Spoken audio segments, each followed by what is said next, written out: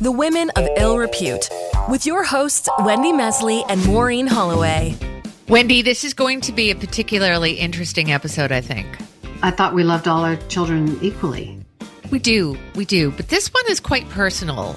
They all are, but this one is very personal to me. So as you know, I hosted the morning show on CHFI in Toronto up until last year. Yeah, no, I sure remember that. That was your job. That was my job. Now I have a jobby with you. But I replaced, or I attempted to fill the seat that was occupied by legendary broadcaster Erin Davis. Yeah, I remember. She was on all the billboards. I feel like I know her, even though I'm not sure I've ever met her. It was pretty big shoes to fill. Yeah, nobody ever pointed that out to me. No one once said to me, those are big shoes. And Erin and I actually crossed paths before that. My first radio gig, and this kind of brings us all together. My first radio gig, as you know, is at CKFM with host Don Daynard, as was yours. Your first radio gig, Don was in the seat and you were doing traffic as well. And then Don left for CHFI and they teamed him up with Erin, who I believe came from CKO. So she had a news background and they went on to dominate the ratings for years. And then, correct me if I'm wrong, but I think Dawn retired. Erin, then she carried the show until, for some strange reason, I said, I don't get this, but weird things happen. They let her go. That was the biggest one of two huge mistakes that CHFI made. Okay, there were more, but that's definitely one of two. So yeah, that's what happened. And she went to a station called Easy Rock and they teamed her up there. She was filling in for someone who was on maternity leave and they teamed her up with Mike Cooper and they became legendary. Yeah, I think that's what I remember the most because CHFI, they hired her back. She went back to CHFI and Mike Cooper went with her. That's right. And again, huge, legendary. And then Mike retired. This is what happens when you work with older men. Mike retired and then Erin was teamed up with a guy who was not important to this story. Okay. Well, I can guess who that is. But then it's time to move on to, there was this horrible thing that happened. Erin's only daughter died. Her 25-year-old daughter, Lauren, died suddenly in her sleep. So, yeah, same age as our kids now. I can't even imagine.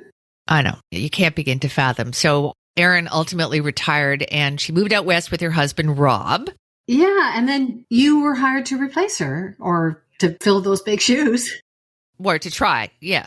At CHFI, along with a guy who's not important to the story. And it only worked because Erin was, and I'm not diminishing my own ability, but she was so supportive of me. And she had such a tight relationship with the listeners that if she hadn't spoken out and been supportive, I don't think it would have worked out. And, for that, if nothing else, I'm eternally grateful to her. It's kind of a big deal, particularly when she was going through the loss of her daughter and then leaving Toronto, partly because of the daughter, partly because of who knows. But anyway, she ended up writing this book, Mourning Has Broken, Mourning with a U, about life and grief. Yeah. And she's doing all sorts of things. She's got a podcast, I think 2, one of the works. And she's a huge fan of this one. And as a result, I'm very pleased and very grateful and happy to welcome Erin Davis.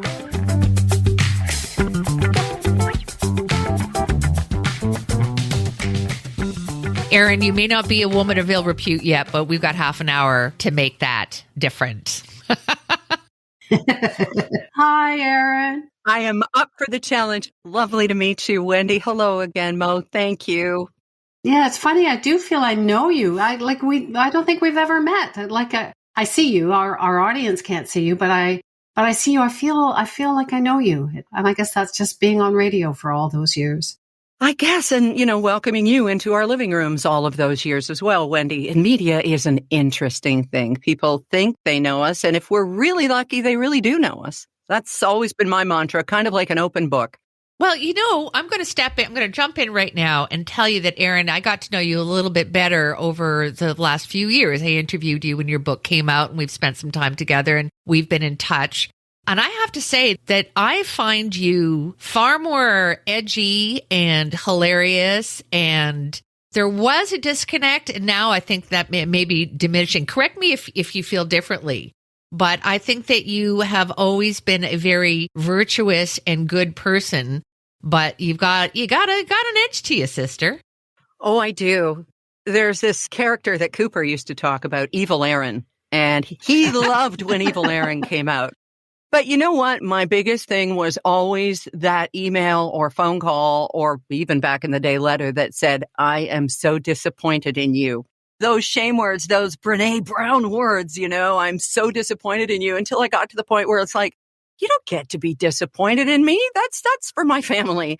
So that was always kind of on my shoulder. And the other part was, I remember being at an event and a Salvation Army officer came up to me and he said, I listen in the car every morning. I'm taking my daughter to school. We just love your show. He was the one I was doing the show for. And so I always tried to keep it to that level where if it was going to be dirty, if we were going to talk about Viagra or whatever was, people were talking about that day, which isn't dirty, of course, but you don't want a question from an 8-year-old in the morning when you haven't had your first coffee yet about Viagra, as we did with Lauren. And we just said, oh, honey, it's a happy pill. So I find this so interesting because Maureen is, and maybe it's a morning thing, or maybe just a happier, more supportive, grateful, positive outlook people end up on morning shows. But as a journalist, I was always looking for the scorpion on the bottom of the bottle. And that I think that ends up sort of not ruining your life, but it would be so much better to be happy. But Maureen, you're suggesting that there's more to it, that people are more complicated. Oh, wow. Okay. Wow. We're right into it. Yeah, Erin's absolutely right. In particular, I went from Q107 to CHFI and the audience is very different. And yeah, there are children in the car going to work, and I was constantly being reminded of that by our poor program director. You can't say porn on CHFI. We say adult film, like that kind of thing, right? So I definitely had to watch myself. But, in this day and age, I'm going to argue that every 8-year-old has access to a very dark world at the tip of just at their fingertips. And I think we're kidding ourselves if we think that they can live a life as innocent as you'd like them to. I don't think there's anything wrong with talking about Viagra. Not that I would. I'll tell you something about Viagra. My GP told me that demand for Viagra has gone way down because there's just too much pressure on men and they'd rather go antiquing anyway. So is this what you want Erin to talk about? Is this what she... No, I'm just jumping in on that. But yeah, I think there's I don't think we need to be as good as we think we have to be. I understand that. I do get that. And you know what? I knew that there were other people who could fill those other niches. So if I had this sort of a bit of a, what do they call it? Virtue signaling, I guess, to my persona, I was okay with that. I don't know why, but it was a nice place to be looked at for being a good person. And I don't know, I didn't wear it all the time. God knows that in as soon as I left and went to the cottage on Fridays, it was just like game on with the Grey Goose. So I was drinking away so many stresses and all of that badness, that I had been pushing down all week, particularly when it came to working with people who aren't important to this podcast. We're never going to say his name, right? He's okay. Excellent. I can do that. Well, tell us stories. Erin, tell us stories about, I don't know, either the evil guys of people we're never going to mention, or even better, secrets about Maureen. Erin doesn't have any secrets on me, I don't think. I don't think I have any secrets. No, all I know is when I met her, there was a fundraiser. By the way, Daynard that you mentioned, he just turned 88. October 19th, he turned 88. He's out here in D.C. So I wasn't like you guys. I was just like a traffic reporter with him. And I thought he was funny and really nice. Please don't tell me he's an asshole. I got to say, I've worked with so many morning men because I did a feature across the country. So I've worked with just about all of them. And most of them are amazing. They're legendary people. And there's a reason, hugely talented, great communicators. But the job brings with it a demand for a huge ego. And unless you're a very mature person, or unless you're very grounded, it's going to make you a little bit of an asshole. That's where Cooper was different, right? Cooper didn't care.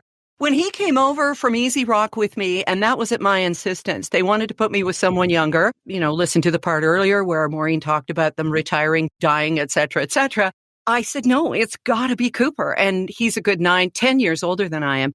It's got to be Cooper because we had such chemistry. But when we came, I said, it's going to be Erin and Mike, right? Because the previous co-host who I had after Daynard, who was, it turns out, a place filler, and it's unfortunate because Bob McGee was a good man, but they didn't have trust in me. He didn't have trust in me. And so we floundered.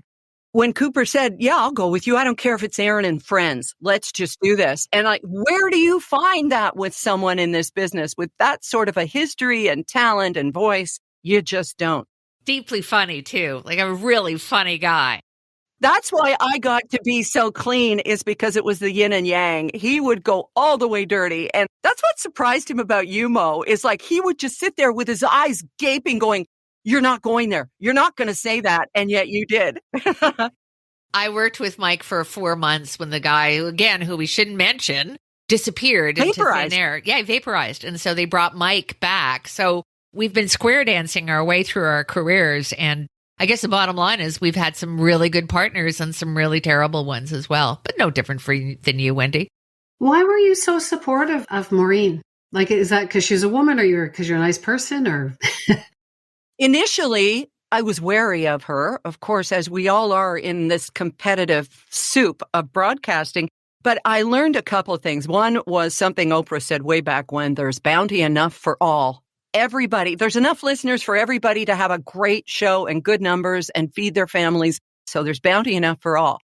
But then when she came in the studio, and you'll remember this, Mo, it was you, me, and the guy who won't be named. And you and I hit it off because I finally had somebody to spark off of. And our producer, God love him, Ian MacArthur, said, I could listen to this show all day. And it was true. It was so true. It was so true. I loved that morning. And I was just thinking, wait a second, I'm marrying the wrong person. That's right. I may be in the wrong lane. And my mom's name was Maureen, so it was such a great fit. Yeah. And your dad's name was Don, which is kind of wild, eh? Yes. Yeah. Don Davis, Don Daynard. It's crazy. So, yeah, we kind of toasted Daynard's birthday and said, thank you for giving me my career and me having my career in spite of you, because he made it very difficult when he didn't want me there. He was a John Wayne who wanted to be the Lone Ranger and have a Tonto, and Tonto never got to run the show or to get the last laugh or any of that stuff. And he resented me being a completely different generation when that was truly the beauty of the show. You know, he was talking about more the Andrews sisters, and I was talking about the Spice Girls.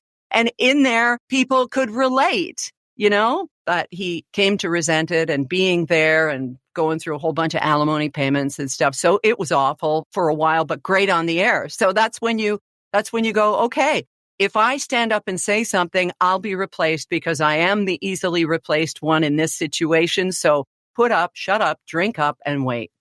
You mentioned Grey Goose. I mean, is it too early to go there, Maureen? What, for me to have one? Oh, yeah, I was thinking, what time is it? Yeah, no, you go. But Erin can't. Erin, you've stopped drinking. Oh my goodness, I can't even imagine. But well, if you say I'm never going to have chocolate for the rest of my life, you'll never sign on that dotted line. But if you say I'm not going to have chocolate today, then you can do it. I was sober for over 10 years, and it even covered me through Lauren's death. I didn't start drinking again until, honestly, we were on the plane the week after I'd made the announcement I was leaving, and the flight attendant gave me a Bloody Caesar with vodka instead of the Virgin Caesar I'd asked for. And I went, oh, well, let's just see if I've got that off switch. And I didn't. I drank on that trip like it was my job.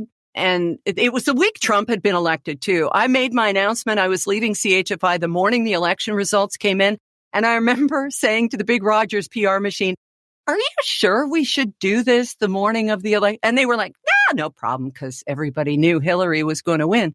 So I was mad about that. I wasn't mad about him taking my spotlight. I was mad about Trump, and I still am. So there was that. There was the leaving the job. There was the not having to get up at the crack of stupid anymore, not having to be on or be good or not look like, you know, I was 20 years older, which is what booze did to me. So I just dove right back in. And then 3 years ago, I decided, no, this is killing me. And I would have that voice that would wake me up at 3 a.m. saying, what the hell are you doing? So I checked myself. I went to a sort of a day camp for drinkers, And they said, no, you've got to get to the bottom of why you're drinking, because I had already stopped by then. And they said, no, you can stop. We just need to know what's going to make you start again. So I went to rehab for 6 weeks, shared a room and everything, and heard all kinds of stories of people who'd been brought back to life from fentanyl and every story you can imagine. And it was really something. Yeah, I wonder about addictive personalities, because I was the same with cigarettes. I had to quit 3 times before it finally clicked. And now I know that if I have my vodka and tonic, if there's vodka in there, all I need is one cigarette and I'm gone. I'm like a pack and a half a day for the rest of my life. Like if I could be a party smoker, like I'm sure, Erin, if you could be a party drinker, it would be very different than... Well, that's what we all hope for, right? To be able to turn the switch off. Right. That's normal. Normal drinkers don't count their drinks or sort of say, okay, I'm going to wait till Friday and then I'm going to drink all the vodka, all the wine. Normal drinkers don't do that. I learned so much. But you guys still talk about having the smoking Jones, and here I am with Nicorette gum.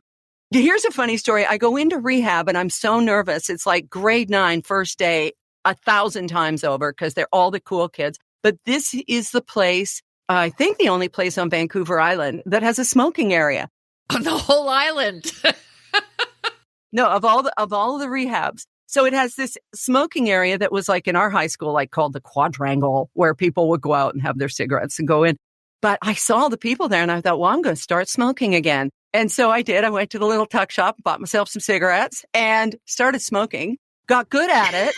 And so when I left, about halfway through, actually, I decided to try the Juul vapors that they also had in the gift shop. So I was vaping for 2 years after rehab. It's like switch one out, bring one in. And then, of course, COVID hit and I thought, no way am I going to die of some lung disease because I was vaping. So I quit that.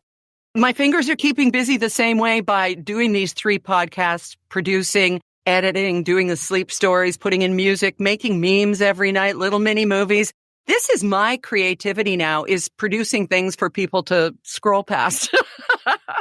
I find it hilarious that you're doing, it's hugely in demand. Everybody does it. Harry Styles does it, but telling stories to put people to sleep, which is so counterintuitive to what we've been, trained to do. And it's not the news? You're not... Not to make fun of my former job, but yeah. I wish the news could put us to sleep. The women of ill repute.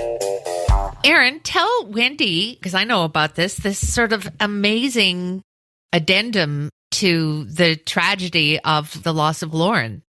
Yeah, there is another book in there, and it would be called The Morning After. But my publisher says, no, once you've written a memoir, people look at your name and they go, oh, I've already read that, which is bad news for Jan Arden and all her bestsellers. But anyway, she's doing all right. She really is. She's my hero.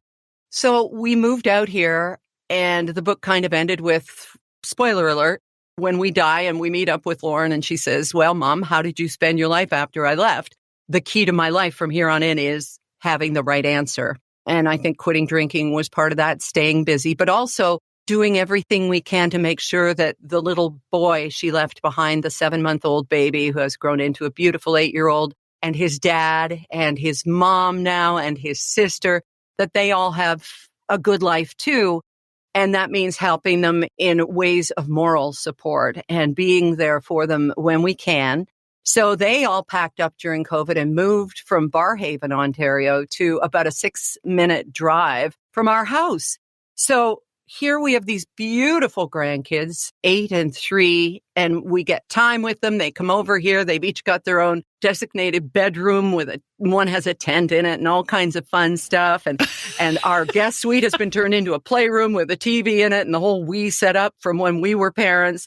It's just, we've got joy back in our lives, but we had to open our hearts and our arms to the idea of Colin's dad finding someone and remarrying and then building this new life. And we really did, because we knew it would be best for Colin, best for Phil, best for everybody, and including best for us. So it's really worked out as well as it possibly can. It's amazing. And you've become close to your daughter-in-law. I guess that's what you would call her, your son-in-law's wife. Yeah, we call them son-in-law, daughter-in-law. That's what we call them. Yeah, we have become close. And, there's a lot of getting to know each other because these two people who are Colin's parents, we really didn't, one, we didn't know at all. The other one, we only knew a little bit from, the occasional visit to Ottawa. We just knew that Lauren loved him and wanted to marry him and have a baby with him right away. And so we had to trust that there was a lot there. And we had to find out who it was. And we have. And it's been a beautiful and challenging and enriching experience, really rewarding. I found it really interesting that something that I read about you said that the really important thing is to share, is to talk about things. And I don't think everybody can or expects that. And that was certainly something Maureen and I both went through breast cancer. And when her youngest, my only was 6. So it was a few years ago, obviously. And a lot of people don't tell anyone, keep it a secret. And I thought, no, I'm not. That's not the way that I live. And I don't want to live in a house full of secrets. And so our kids knew and the public knew. And I think you talking about what happened to you helped you. It seemed like the natural thing because that's part of your message now is not just reclaim joy, but it's also like share your pain because lots of people have pain and it's good to talk about it. It is so true, Wendy. There is no way we could have recovered the way that we have had it not been for the support, the kindness of strangers who wrap their arms around us like I imagine a church community or an extended family would do. We had so much love from the radio station outward. And it was an incredible thing. And there's this saying that I know, and it's been translated into so many languages. I'm probably botching it in English, but joy shared is multiplied. Pain shared is divided. And if you talk to somebody, it's not like the 6 degrees of separation. It'll be 2, that there is someone else out there who has lost a child or someone else who's going through some traumatic, complicated grief and just needs to know that they are not alone because you do feel so alone in your grief. And I mean, and you, Wendy, you and Mo finding each other in such short succession after the passing of your mothers and being able to say, you know what, this is what I'm going through. Me too. And feeling a closeness between you because you're no longer alone. And it's life-changing. It really is. Erin, do you ever get the feeling you walked away too soon? Sometimes, Mo. For a little while, I thought, what have I done? I've got so much more to do. And I still feel that. I mean, I feel young. I have never felt healthier, but I'm not needed anymore. That's the thing. I offered, when the new CHFI morning show came in, I offered one of their new bosses, I said, if anybody needs me to just talk with them about who the CHFI audience is, I will tell them. And I think in retrospect, that was a lot of hubris, but it was also like, I know the keys. I know who these people are. You can win them. And then I realized you don't want those people. These are the 60 pluses. You don't want them. You are throwing the seniors out with the bathwater and you want to bring in the younger, hipper audience, which is what happened when I was canned in 03. It was a hip replacement, if you will. And it was an unmitigated disaster. And I certainly wish the new show so much more, but I feel like I do have more to do. And these 3 podcasts, soon to be 4, I don't know. Are they filling a hole or is it my addictive personality where it's just got to be go, go, go, do? I don't know. That's kind of me and Maureen. Maureen calls it a jobby. It's become more of a job than a hobby. We'd love it to be a job that, that has remuneration. Well, this is what I don't get. And I was talking to somebody yesterday who says selling my new show with Lisa Brandt, who's a former broadcaster, selling that new podcast should be a piece of cake. And I said, well, then get selling this one with Wendy and Mo, because there's no way this isn't saleable. Oh, it is. It's not necessarily to go that route because we are in the middle of this. We haven't tried. This is our first time. We're not salespeople. We're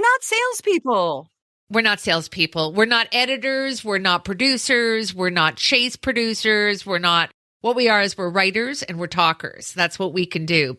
That's why we're on a podcast. Well, and you just turned 60. Oh my God. Welcome to the club. Yeah. We're just aging supermodels. Oh, you're the eye candy. Come on, both of you. Happy birthday, Erin. Thank you. And I can't believe I'm saying it out loud because, we were in an industry where aging was just like, no. I was so afraid of aging, being canned at 40 the first time. And then all you can do is just keep up with whatever it is you want in order to feel the way that you want, look the way that you want, and then just keep going. Who is it who wrote to me that at 60, she really found her strength? I think it was somebody that on one of your podcasts. I'm mixing up who's talking with me and who's talking to me now. Maybe Mary Walsh. I was terrified to talk to her because I thought, she's this big, tough, strong, and she is, but she's also kind of mushy and warm. And it was about being 60 and realizing, hey, I'm alive and I might love my family after all. Marilyn Dennis, so it's always was Erin and Marilyn and I'm sort of like in a horse race. I was just like a distant third, but no, but it's true. But you know what? She still does. She's 64. She's at the top of her game. They paired her with a younger guy. Finally, somebody had the wisdom to do that, and she's going gangbusters. With me, it was Marilyn and Erin. I always aspired to her. And do they have chemistry? Is she happy? I guess we won't know. I mean, her marriage is... Yeah, no, I think yeah. You fall in love again. If you haven't heard that episode, you've got to go back and listen to it. Marilyn bears all. Really, she does. And it's great. I don't think, I honestly, and I would say this to her face, I just don't know what she'll do when she gives this up, because she's got the TV show and the top-rated radio show, and she's had it for years, and it's going to be a major adjustment. Even more so than it was for all of us, for her to walk away. But you know what? I know it'll be her choice. She's got that going for her. Do you? Well, I don't know. After Lisa LaFlamme, I don't know. But I think Belle would be crazy to shoot themselves in their other foot at this point. And broadcasters never do that, do they? They don't shoot themselves in the feet. You're right, Maureen. You're absolutely right. I do wish Marilyn the honor of stepping away when she wants to step away and enjoy her wonderful new fresh smell marriage. It's so wonderful. Yeah. And her granddaughter, whom she spends a lot of time with. So there's that, Well, it is nice to have, to have other things. You've got your grandkids and your husband and your in-laws.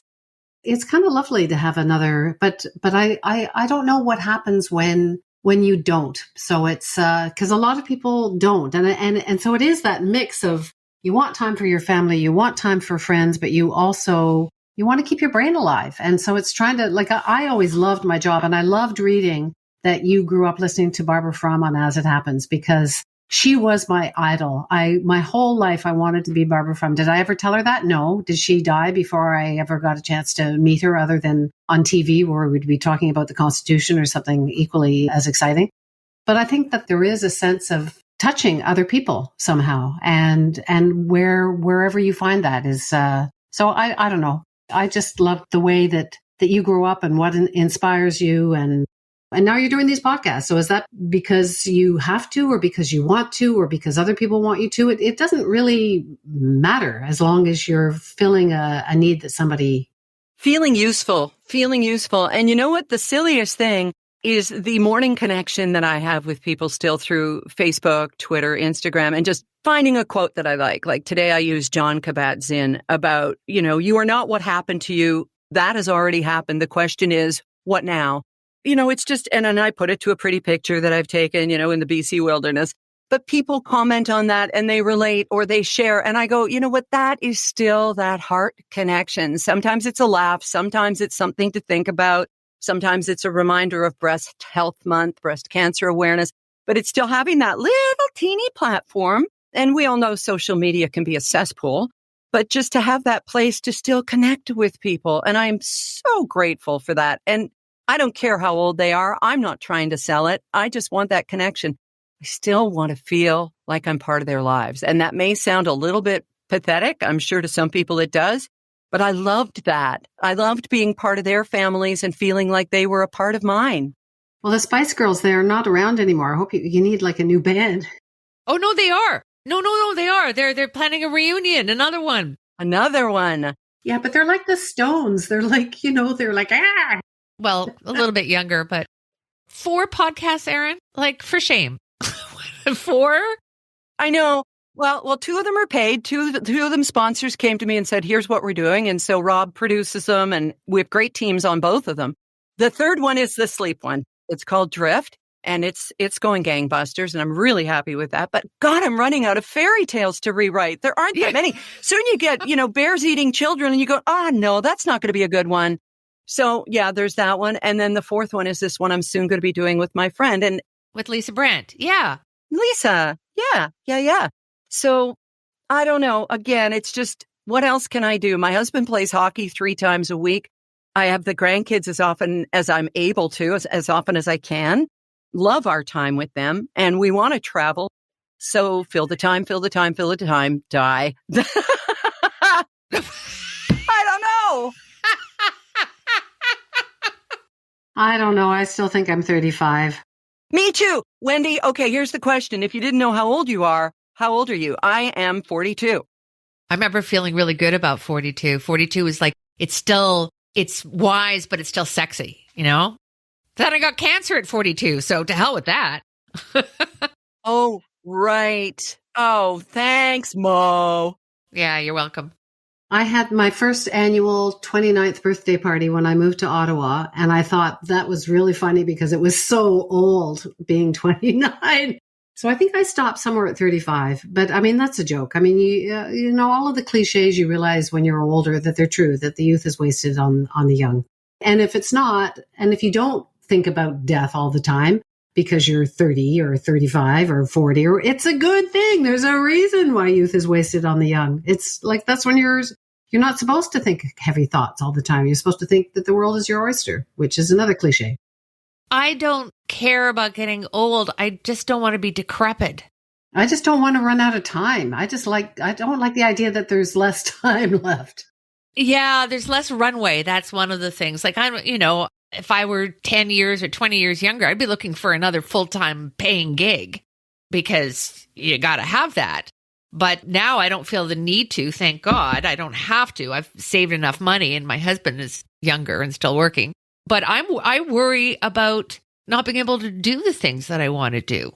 I don't want to be sick. I don't want to be disabled. And that possibility or probability is still a long way away. Again, knock wood. But that's what I worry about. If you've been through what we've been through, all three of us, you know that life is a gift and being around is a privilege. And we don't all get to experience that. So I just want to be around as long as I can in the shape that I'm in, or, better. Or just upload yourself. Isn't that what they all do these days? Oh, can you imagine? Put it on a Betamax. Oh, and I've got so much disk space left over. Oh, wait, there's no discs anymore. Damn it.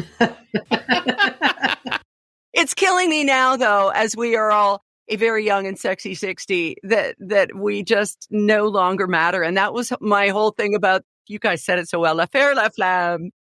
Yeah, I got an email from her this morning just saying, because on our We're Gonna Go Weekly, oh my God, what have we done podcast, which just ran, we talked about Lisa, and apparently, she listens. I ran into her and she said, I listen to your podcast all the time.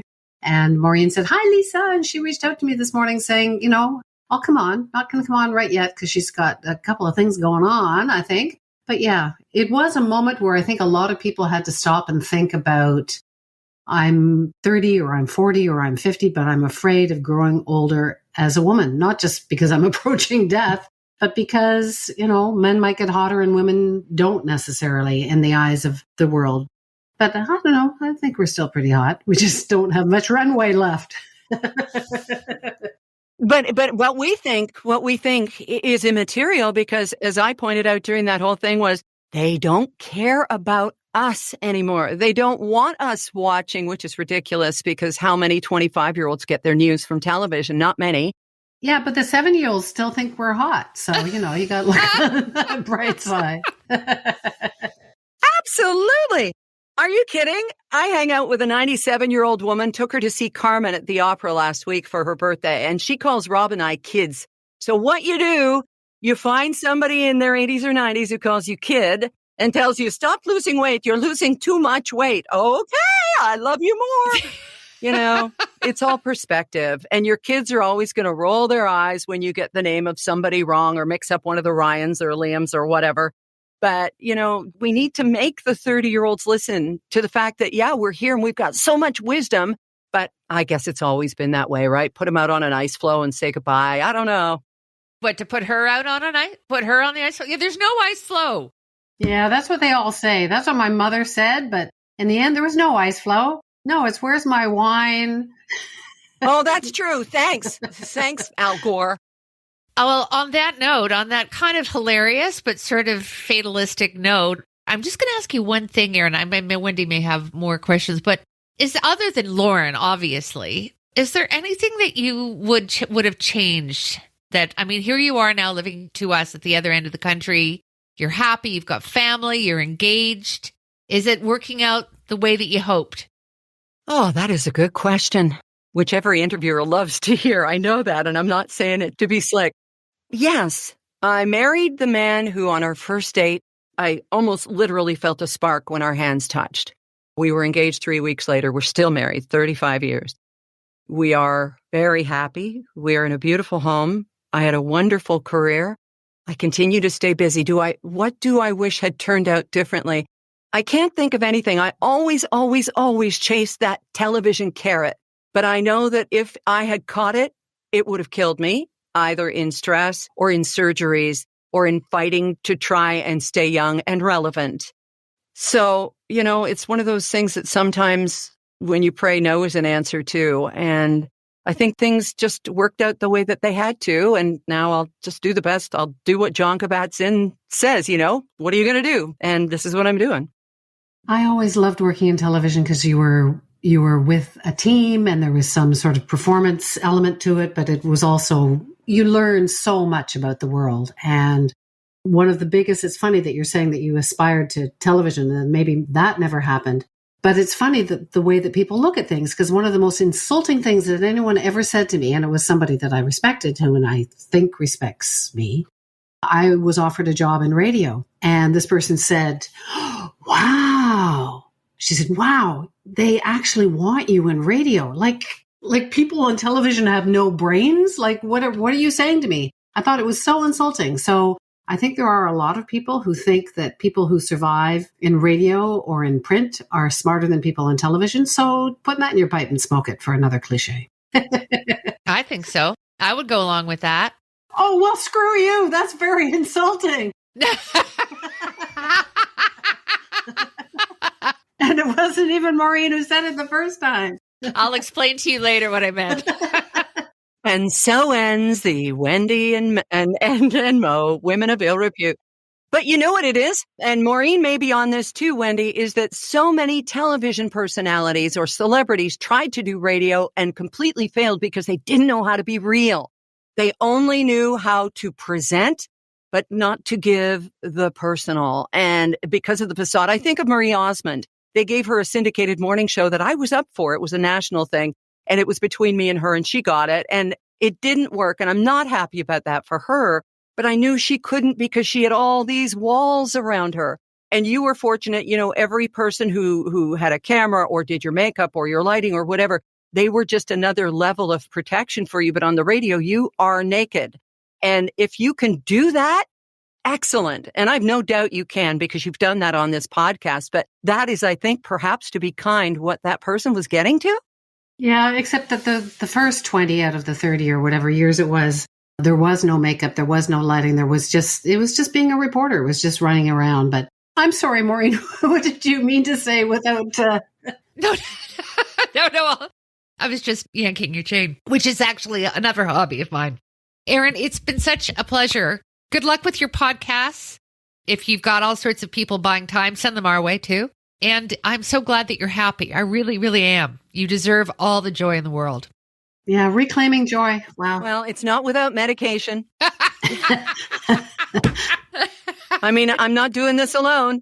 Rob he's my rock, and God bless him. He puts up and helps with so many situations. And there's a lot of people with patience around me, and I'm very, very lucky for that. So, well, they're lucky too. Give my love to Rob. So nice to finally meet you. I know it's not real, but it's a little closer. So, yeah. No, Wendy, the pleasure is mine. And thank you so much for wanting to talk with me. I've got to go out and build a reputation now of ill repute. Yeah, that's right. God, just what the world needs, eh? It's easier than you think, honestly. Oh, I know it is. I'll work on it. Thank you, Erin. Thank you. Okay, what I meant to say was I've been in, I've done television. I know you've got a closet full of Gemini awards. I was nominated for one once. Sure you were. And I didn't win. This hour has 22 minutes won. But anyway, getting back to people who think, so many people think that they can do radio, especially people from television. But I've had other people, musicians. I remember once this quite famous Canadian musician was given her own radio show and we were interviewing her and she said, I can do radio. I've listened to radio. I love radio. Yeah, it's not easy. And that's what I listen to because that's where all the smart people were. I was going to say are, but were. Not all of them, but it has a specific skill set. So now I'm arguing against my own argument. Just like a TV person. Yeah, there's smart people on TV too. Anyway, Erin was lovely. It was so nice to get to finally kind of meet her, even though she's in the West Coast. I'm not. Yeah, but that's how we meet people now. I mean, I love her, and the pain that she's experienced is unfathomable, but I'm happy that she's happy, that she's found happiness. And yeah, wish her all the best. What else can I say? The Women of Ill Repute with Wendy Mesley and Maureen Holloway. Available on Apple Podcasts, Spotify, Google Podcasts, or at womenofillrepute.com. Produced and distributed by the Sound Off Media Company.